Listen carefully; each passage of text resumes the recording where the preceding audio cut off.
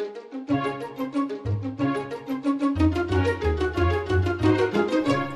I'm Lori Marrero, creator of the Clutter Diet book and online program, and today we're going to talk about how to choose a custom closet company.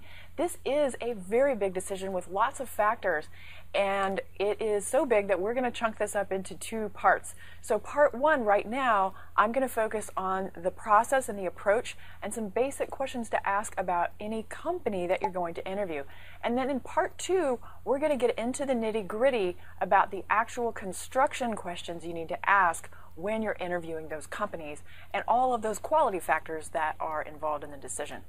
So first, let's talk about where you are in this process. So you've got probably a very simple closet. Most builders put in one rod and one shelf, and you're thinking it might be a nice idea to have one of those custom closet companies come in and really build out your closet to your specifications for your needs. And that can be great, but the first question is this necessary? I have worked with several clients where they thought they were going to do that, and then after working with me and actually just organizing the closet, they found that they pared everything down so much and bought maybe a couple of accessory pieces at a discount store that they actually didn't need the custom closet after all. So that was a nice thing to know, but the smartest approach for this is to organize first, because if you have a closet company come in to do an estimate, what they're going to do is count everything. So they're going to count how many shoes you have, how many handbags you have, and they're going to measure the linear feet of hanging space that you require.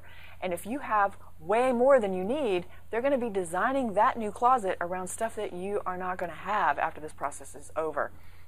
So you want to right size your closet to get ready for those estimates. And of course, we can help you online with that. If you come into our membership program, we can see the uploaded pictures of your closet and give you advice on that and help you get through that process so that you can get to the next step. So then you're going to be interviewing some closet companies. So just like any contractor relationship, you probably want to get a few bids, and you want to ask some questions on the phone that will help you understand who you're working with.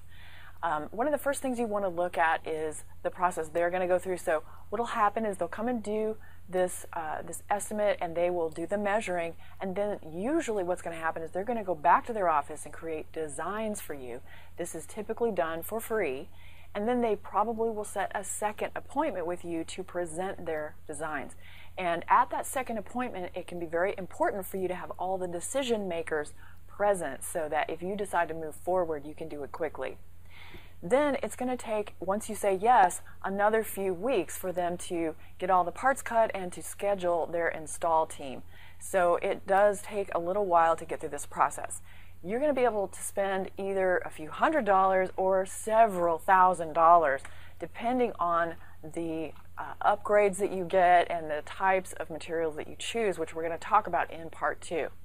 So one of the first things you want to ask these companies on the phone is, how long have you been in business?